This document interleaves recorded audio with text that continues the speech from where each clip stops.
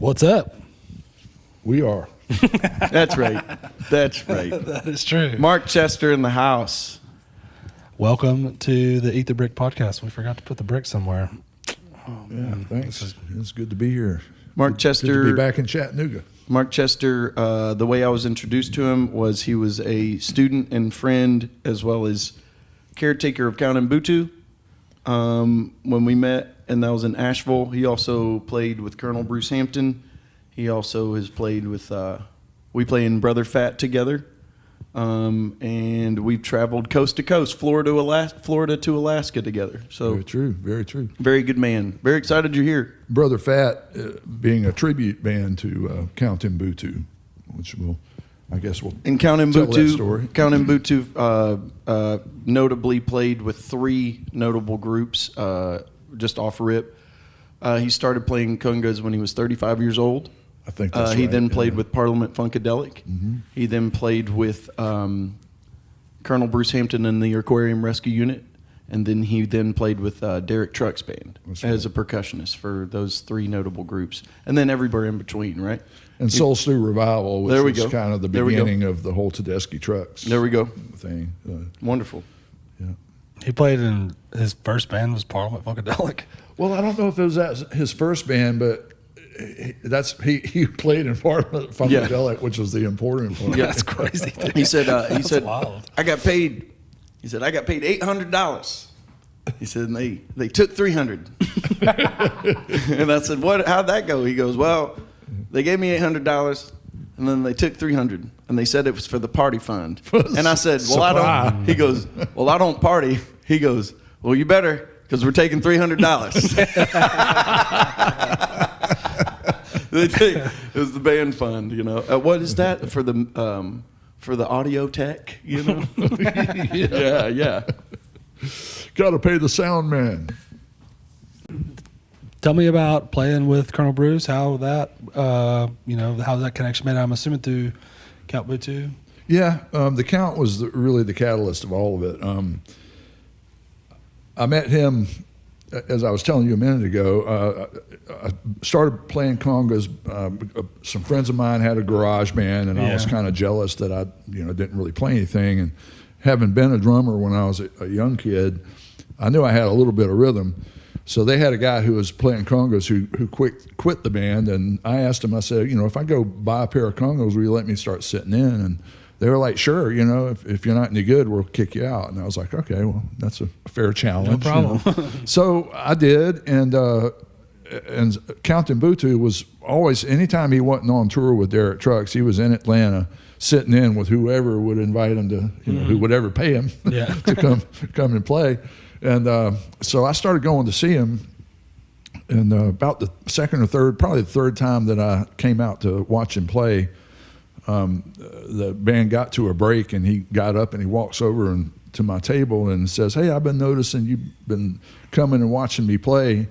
He said, are you a player?" And I was like, "Well, I'm trying to pick up some pointers." And he said, "Well, come here." And he walked me over to the stage, and he said, "Sit down and show me your tumbow."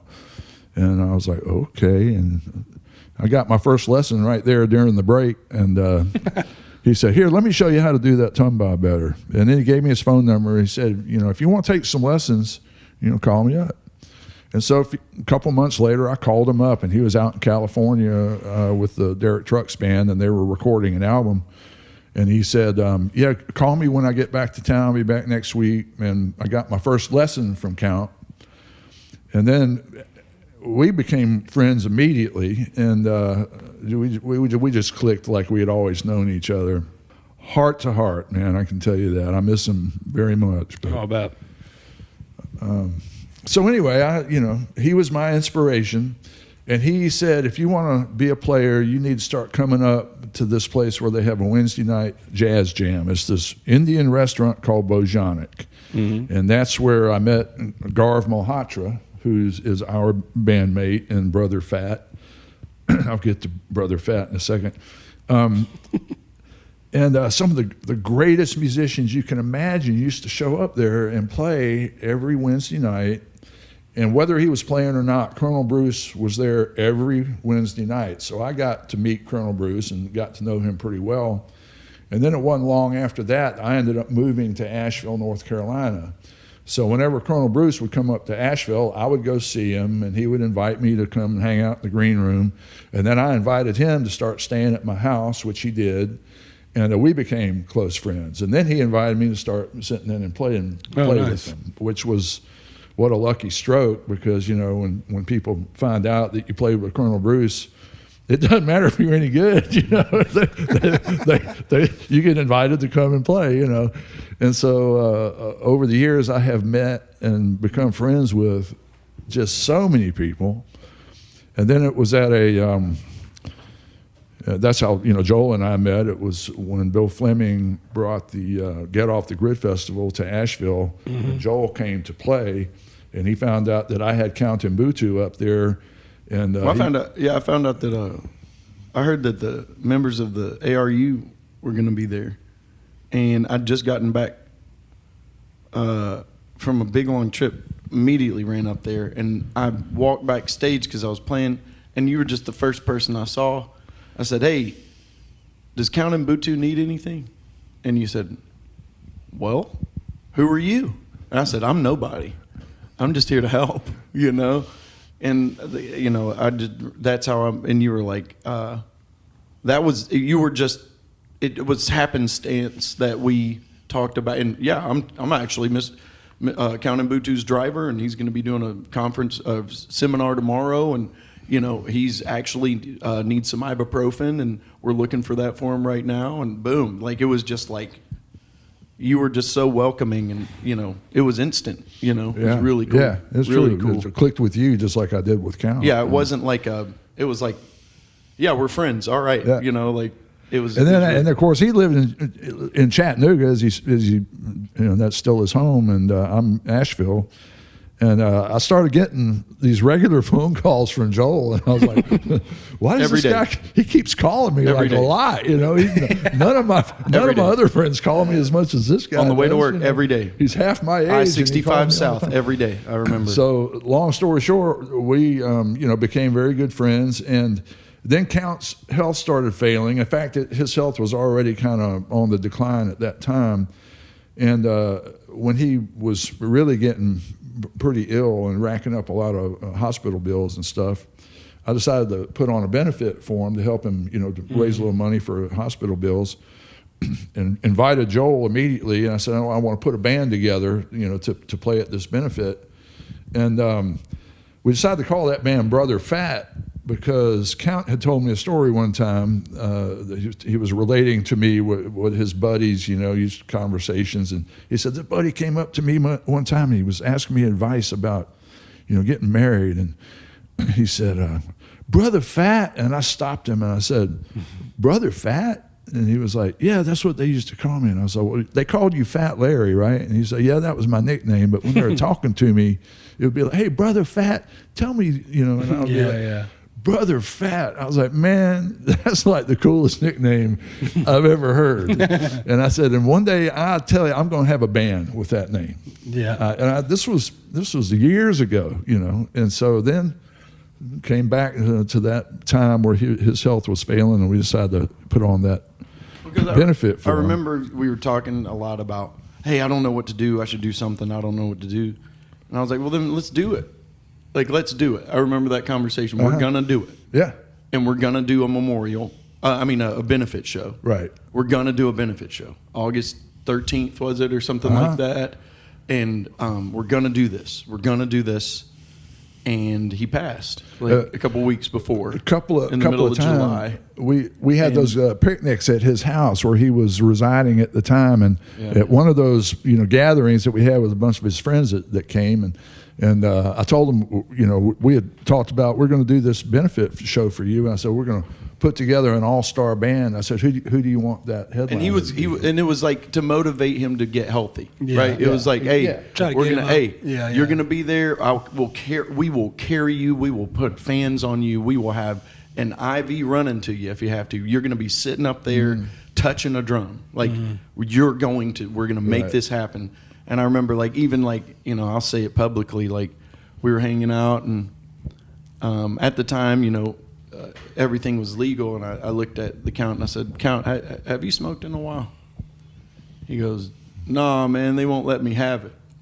Yeah. And he looks at the doctor, and I look over at her and I go, you need to go to the bathroom? She goes, sure do. And so she walked out and we packed it up, and man, the one thing I learned from the Count, man, was like he took one hit and said, That's good. That's all I need, and I remember it was just like the times that we spent with him, he said he imparted the wisdom that he needed to. He knew he was leaving. Mm-hmm. He imparted the ability to hold space. Mm-hmm. He taught me how to do that. He taught me how to listen to music in that moment because we were listening, and I watched him listen to people play for him. It wasn't about the people playing in that moment. It was about the observer, and we really did honor. I feel like we honored that man in those moments. And then we got the word that I got the word that he'd passed. And it was just immediately, hey, this is a memorial show. Boom. Yeah. This is a memorial show. The show must go on. And right? And Martelli was a part of it, right? Yeah. And Taylor Wade came down and was a drumming for it. Because and Mickey Impromptu came and ran lights. Like Nice. It was just, dude, like a glorious time. Perfect weather, right? Mm-hmm. And then that was on Sunday. And then stormy Monday. It rained all day the next day. and we had a rainbow that Sunday. Had a rainbow. Yeah. It rained right up till the show, and then it was And, amazing. and Martelli came and played bass because the bass player that I had from one of my former projects got COVID. Oh no! Like right at the last in the middle minute. of all that. And Yeah, I it was was in the like, middle of COVID, huh? Joel, what are we going to do? We got no bass player. And Joel's like, I've got a world-class bass player coming with me to the show. Yeah, dude. And I had never met Tyler. And, of course, I was like blown away. We were on the way to see you the know. Dead and Company, so we were going to route. I got you, We routed yeah. down, and we're going to see him in Charlotte. And he was already there, and of But- course he's, Yeah. everybody needs But to know back him. to putting the band together. Yeah. So I said, Count, who do you want your headliner to be for your show? And he immediately said, Chuck Lavelle. And I was like, well, can you put me in touch with Chuck? And he was like, yeah. He said, I've got Chuck's number. He said, I will call Chuck and I will give you his number and I'll tell Chuck that you're going to call him. And so we did. And that next week I dialed Chuck's number. Chuck was in his car driving up to North Carolina, not actually to do a little one-man show not too far from where I lived. I tried to talk him into getting Hey, there, but you was- throw me on the said, list. no, he was like, no, this isn't one of those kind of shows. So, but he answered the phone and he said, Count told me that his manager was going to be calling me, and I was like, manager? So I didn't know I'd been promoted. and so we got in a conversation, and he said, yeah, I'll do that show. And he said, but there's one caveat. He said, It's a catch. there's this band called the Rolling Stones across the water, and if they call, I've got to go. Yeah. Well, I'll be damned if they didn't call. And this was like a month or so later. My phone rings and it's like, oh, Chuck Lavelle, Chuck's calling me, and as I answer the phone, and he was like, Mark, I got to tell you, he said, I didn't want to text you this or send you this in an email. He said, I felt like I needed to tell you in person that the boys called and I got to go, so I can't do your show. But that was, decent guy. He called me in person to tell me that. And I've stayed in touch with Chuck ever since then. He's a very gracious man. So we put that band together. And I put the headline band together. Jeff Sight played drums. Had a bunch of really good players that came up. And then Joel and I put a band together, and we called it Brother Fat, just like I had foretold myself years before. And we're still playing. Still playing. Yeah, and it's got a bunch of different members. One thing that I love is carrying on the tradition of Bruce. Within that tradition of the Count is anybody all the time. It could be any lineup of a family of musicians. Yeah. But we've all played together, and in any case, it's the same vibe, even with a different. And you do such a great job of orchestrating and having world-class players. Every time we play those shows, we all leave better from doing that because of remembering the legacy, not the tradition, but the legacy of what we're doing, And I sat down, this is kind of just to wrap up the whole Count connection, but I sat down one day and I made a list of everybody that I had met, all the musicians that I met and that I knew as a result of Count. And it was like 35 people. Oh, that's cool. You know, it was a It's long funny list of people. how that can be, like one person really That's right. just reach out and stretch out to so many That's right. people. Yeah. And what we are, musicians, what we are, circuit board operators. That's what I mean. Yeah, yeah. We really Yeah. are, man. And we represent. When you see a musician, they represent a whole group of people. And so when you can get tapped into those, culture bearers, it's a really crazy, it's a crazy interlocking web that we're a part of, being a part of American music. It's really cool. Really cool. Yeah, and it stretches across, just like we were talking a little while ago in Kansas, having a buddy in Kansas and be like, yo, we met in Texas on a random thing, and now he's in Kansas, and I'm like, hey, can you hook me up with a gig? And like, no sweat, man.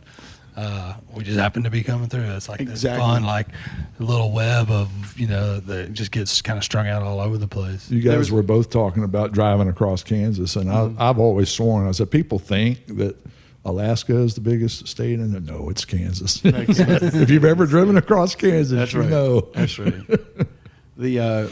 Right before I left, I'd never walked into the 49er bar in Ketchikan, but I did. And there was a guy sitting beside me. We were doing pull tabs. You buy pull tabs, it's just lottery tickets, and you just pull them, whatever. We're sitting there. He bought 100 of them, so he was passing them out. I go, hey, buddy, where are you from? He goes, well, my parents live in this place, Signal Mountain. I go, excuse me? I said, brother, I got a place in St. Elmo right now. I'm going to go home to it. He goes, I worked at the wood shop for a year. I go, when? He said, well, the old owners. I said, well, you know about the new owners now. Who are they?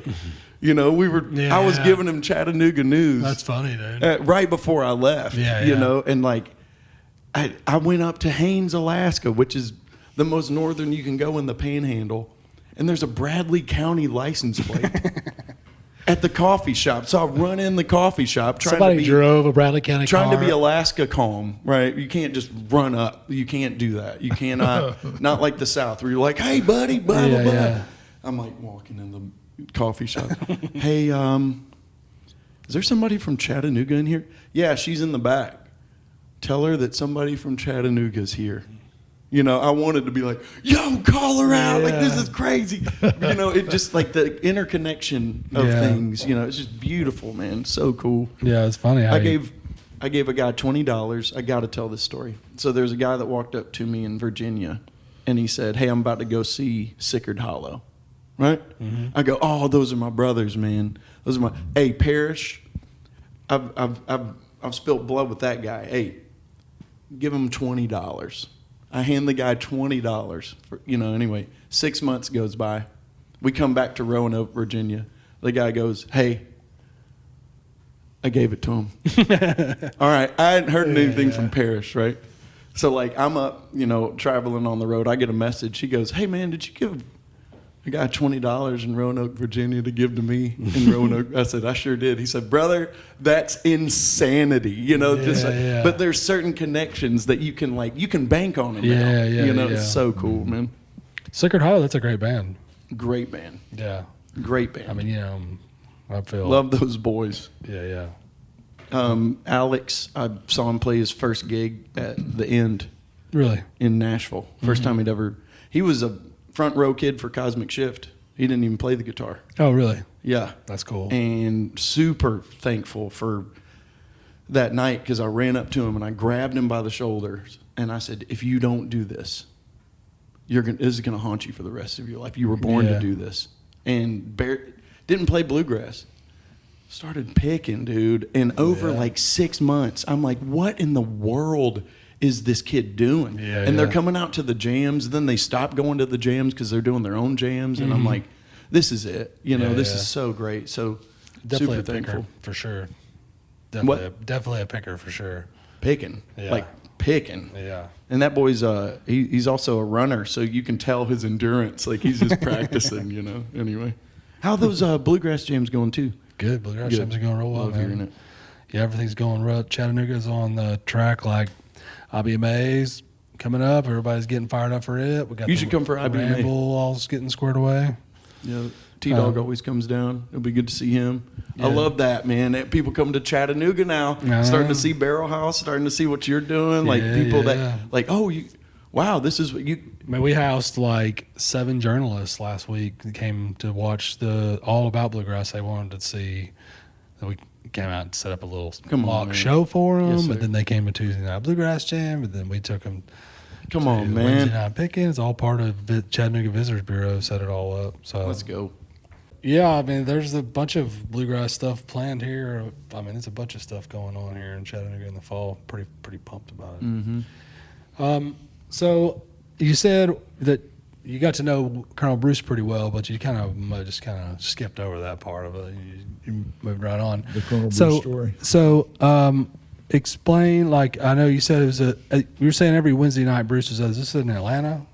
So this before you moved to Asheville? In Decatur, yeah. So our friend Garv Mohatra, his sister had a restaurant called Bojanic. Excellent food, fantastic Indian food. And Garv talked her into letting him build a little stage in there. And so on Wednesday night, they had a jazz jam. They called it jazz jam, but it really was all kinds of music. And all of Atlanta's musicians used to show up there, and sometimes from out of town.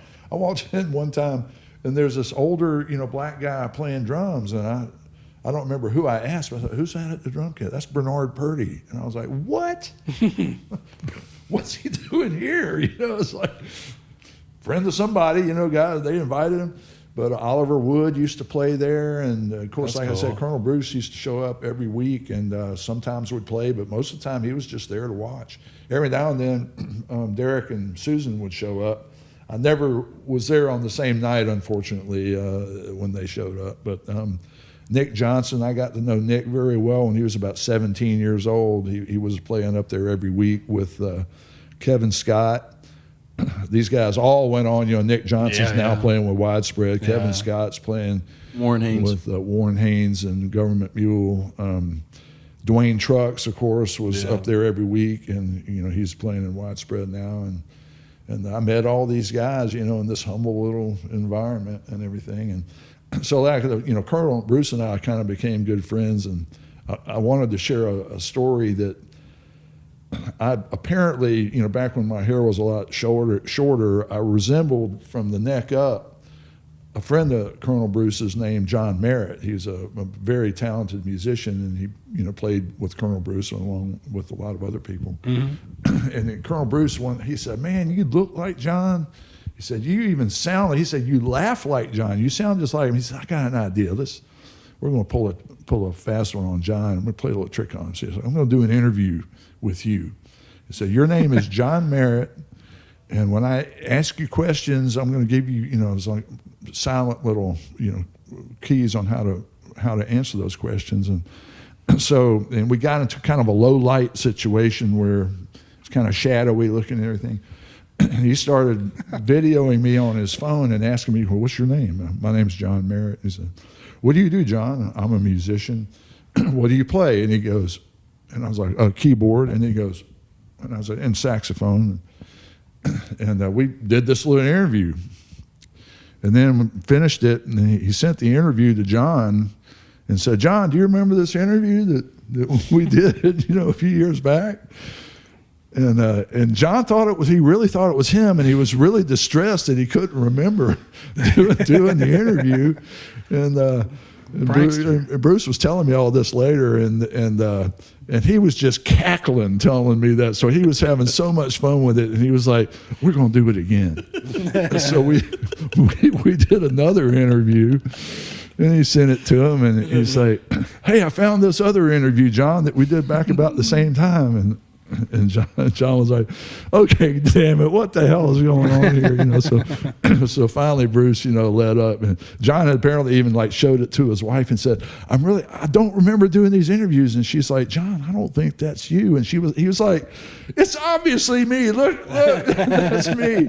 And Bruce finally led on that we were pulling his leg, and so then not too long after that, I went to see Bruce play, and at the Northside Tavern in Atlanta. sir. And John was playing that night. So break came up, and everybody's like dispersing from the stage, and I walked up behind John to introduce myself. When he turned around, he took one look at me, and he pointed at me, and he goes, "I know who you are, Mark Chester." And John and I have been pretty close friends ever since then, too. He's a great guy. But, That's a great way to introduce yourself to him. yeah. And Bruce he had fun. After Bruce passed, I posted that story on his Facebook page, Yeah. and the stories about Bruce Hampton. Yeah, there's a great page, Stories of Colonel Bruce Hampton. It's a really good page, really good page. And Bruce's brother Jim, right? That's right. Responded to that story, and Face. he said, "Thank you so much for posting that." He said I laughed so hard reading that. He said that was just classic Bruce. You know. Yeah. Seemed like a prankster. Some really good, And then some. some really good stories. I was thinking about, I want to have Zambi on here, you know, Oh, yeah. really bad. Oh my God! If you don't, the world is missing out. Yeah, There's one of no my- doubt about it. Yeah, there's some really good stories that he tells. One of my favorites is, it's a quick one, but it's Bruce calls Zambi and he's like, "Zambi, come over to my house real quick. I got something to go. Come over to my house. Come over to my house. Come on, house. Come on. All right, Bruce. Okay. All right." Hangs up the phone. Gets over to his house. He runs out. I have to go sign a contract. He runs out. He's like, calls him. You know, "Hey, I'm on the way." He's like, "Go. Yeah. We got to go. We got to do some business stuff. Got to go sign a contract. I got some big stuff. You got to get here, Zambi. Like, this is a big deal." He's like yelling into the phone. "Okay, Bruce. Holy smokes." Gets in the driveway. Bruce runs out of the door, slams it, runs, gets in the car. Go. We got to get there. They're zooming down and Bruce goes, "Okay." Get to a stop sign. Zambi goes, "What in the world?" He goes, "My wife, she wanted me to rake leaves."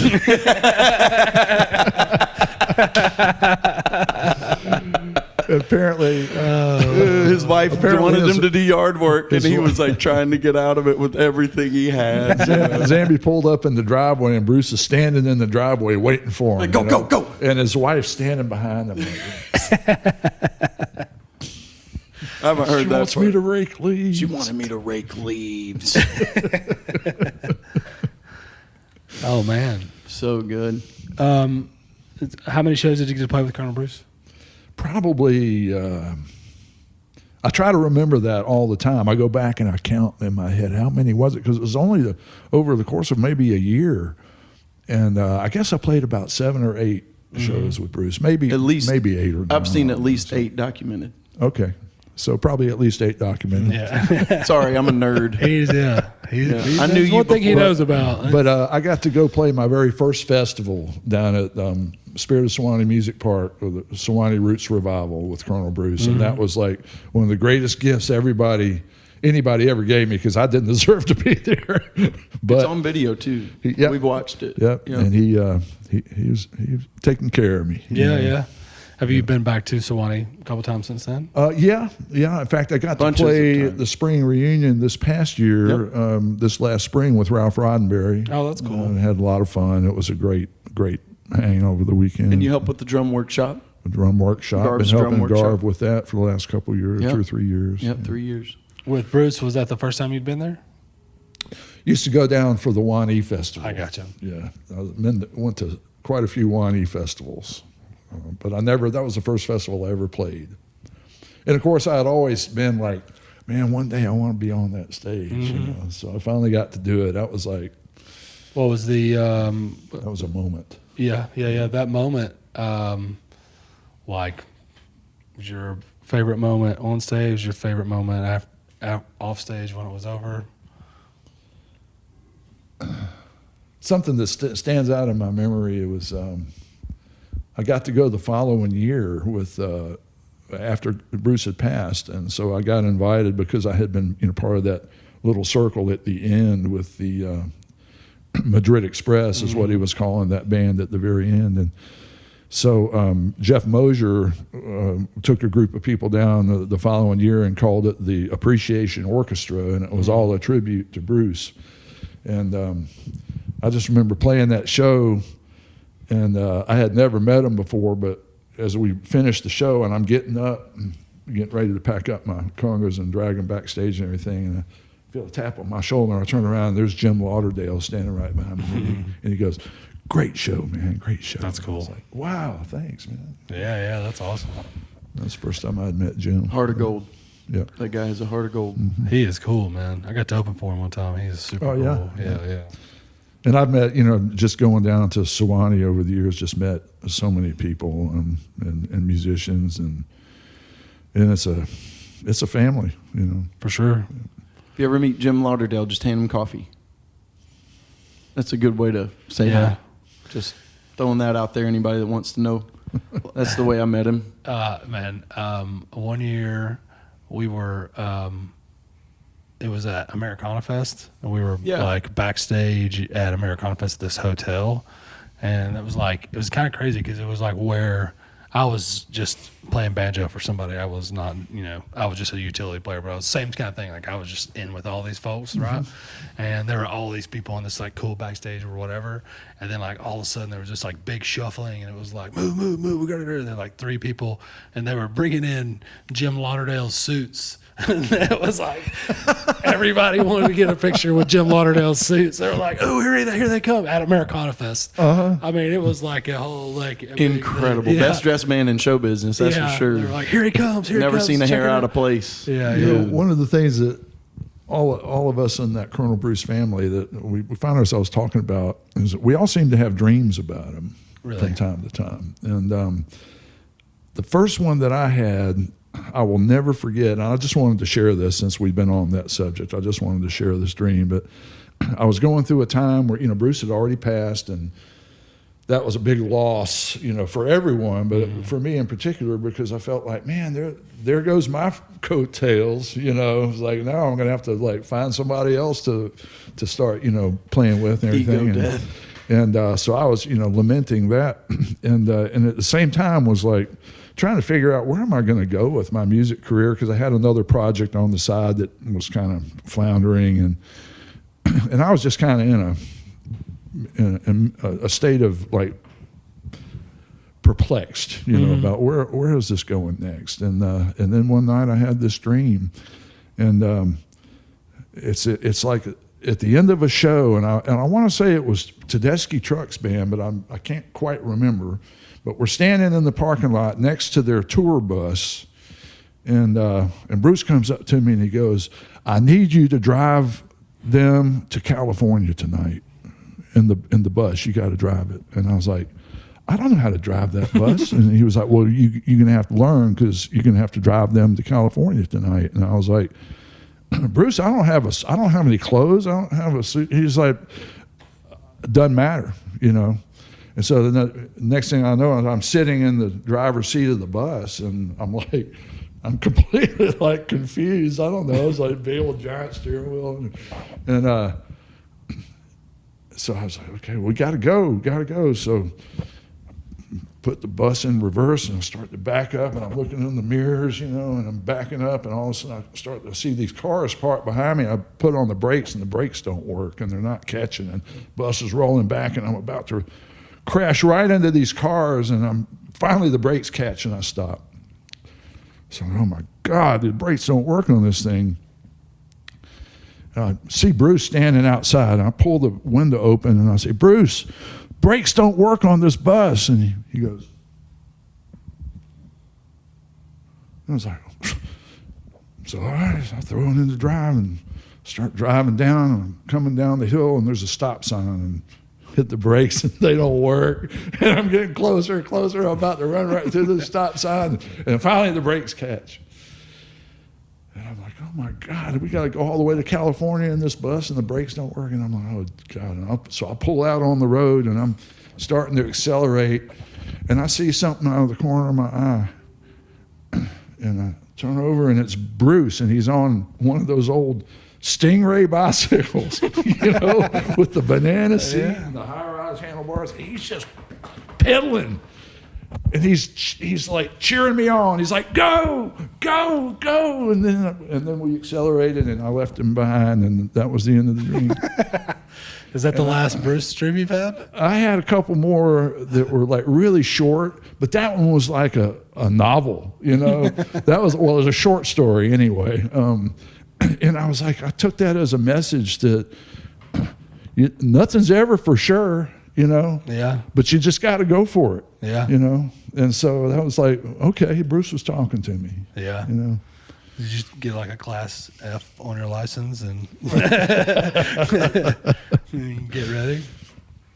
Yeah, it's cool. It's cool, the concept of something's been put in front of us that doesn't make sense, but we've got to just move it forward. There's something about that. Yeah, you yeah. know, and that's bluegrass. That's, you know, and moving legacy without tradition is a pretty powerful thing, and figuring out how to do that. And I remember you told me that dream, and I was like, well, whatever you were thinking about doing, Mark, you gotta do it now. Yeah, like, yeah, you yeah. gotta do it. Like, I remember yelling at you for like 5 minutes. I was like, do it. Shut whatever you're talking about. And I was annoying in the moment. I was like, it moved me. That I had a Bruce dream, and you know, those kind of situations, they move you. They mean something. If they don't, because you know they have to now, because Bob Weir, you know, he talks about how was it Rob Wasserman? Yeah, he was told to call him in a dream and him be his bass player. You know, and that's how, you know, we got Wolf Brothers. Really? So I mean, like, if heard that. That's when cool. that was told during his memorial, so that validate for me. You know, listen to your dreams. Just listen to them. You know, that I'm not saying they mean anything or don't. Just listen to them. You know, for sure. Oh, but what I was gonna ask is, man, out of just the whole experience of Count and Butu, Bruce, and all that is there like an overarching lesson that you got from that time period? Was there something that you carried with you? Just something that you've learned that you go back to and remember? I think the thing that first comes to mind is what I was talking about a minute ago, like that list of people that I know to this day, as a result of, you know, starting with starting with Count and then Colonel Bruce. And I mean, that list, you know, includes Derek Trucks and Susan Tedeschi and Jimmy Herring and, you know, these A-list musicians who were traveling the world playing. And I met them in this humble little restaurant, you know, and I was a latecomer to the whole music scene. It was like, I didn't start even thinking about it. I played my first band at like 45 years old. Yep. Mm-hmm. Important. With a pair of congas that I didn't know how to play. Yep. And literally started learning how to play music in a band. And I ended up knowing all these people and jamming and playing with all these people.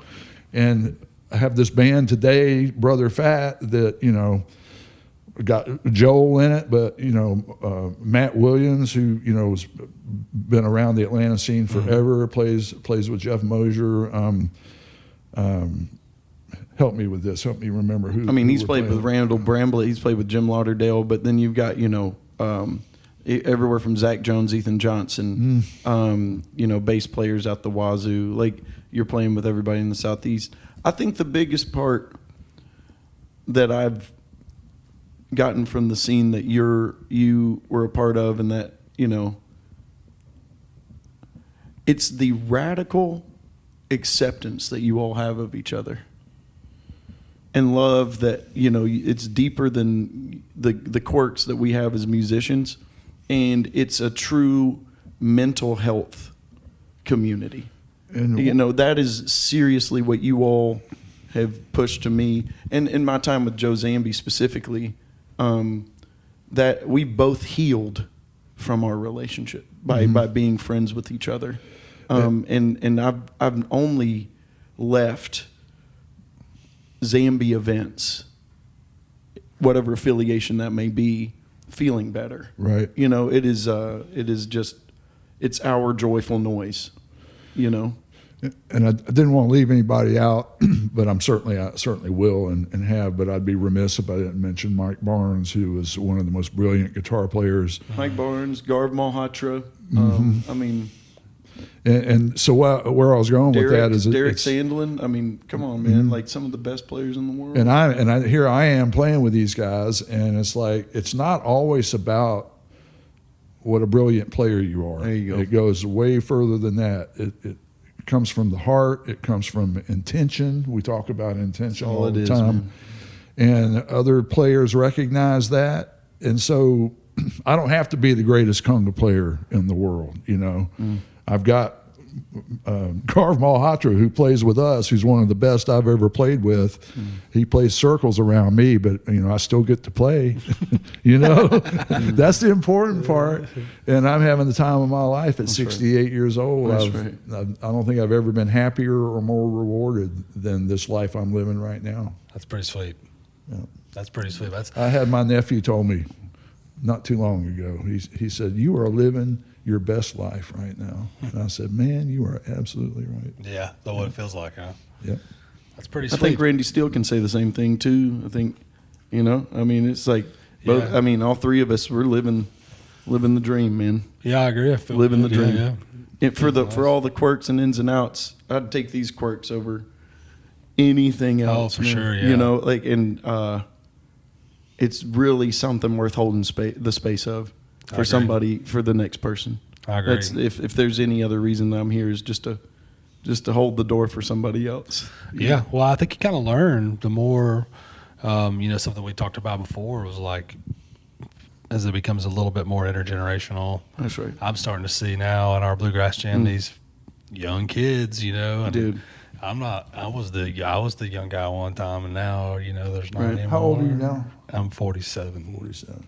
Well, being 68, hanging with young people has been one of the most rewarding experiences of my life, and I'm pretty convinced that it's keeping me young, or at least I'm telling myself that. That's the story I'm sticking with. If you're 68 years old and you're looking for what are you going to do in your retirement, if you don't play any instruments, go buy yourself a kazoo or a harmonica or a juice harp or something.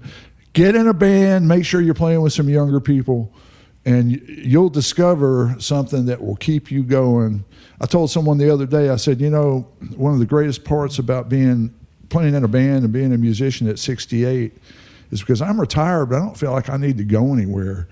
You know, I don't need to buy that plane ticket and go to Italy like everybody else I know is. I mean, that's great, and maybe I will get to someday, but right now that's not important to me. Yeah. What's important to me is the next gig. Playing the next gig. That's exactly right. Well, you couldn't have said it better, brother. And what that does is that encourages the people that are younger than you or the same age as you or like anybody to do the same thing.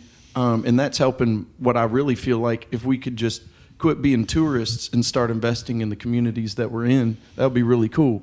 That would be really cool. And I'm not saying don't travel, but know people that live there. Learn what that is. Help what that is. Exchange what you know yourself enough to say, hey, I'm bringing something. Yeah. I'm bringing something to you all that I believe is a resource. The only reason that I felt comfortable enough to leave at all with you all is because I felt like we had something to give to the world. Bluegrass too, you know, all over the country. So anyway, it's good. It's good. Yeah. Well, hey, appreciate you guys. Thanks for listening. Thank you, man. Thank you for inviting me. Yeah, I'm glad you're here. Thanks for coming. And thanks for doing everything. Well, you know, like I know it's a lot of work holding it down, and you're holding it down, Randy. I appreciate you, brother. Yeah, we're good. Yeah. Thank you guys. If you're listening on YouTube, please hit that like button and share and leave a comment or all that stuff. And it's crazy how much that stuff helps. Go follow Joel at Joel Forlines on Instagram and keep up with all the stuff that he's got going on. Google the band's name. Remind me Brother Fat. Brother Fat. Go look up Brother Fat. They're going to be playing around the Southeast for shows in the fall. We were underrepresented on social media, but we do have a Facebook page. You'll know about every show if you check him out, for sure. Yeah, and follow Joel because he'll have it out there soon. Absolutely. Thanks for following. Appreciate you guys. Thanks. Love you.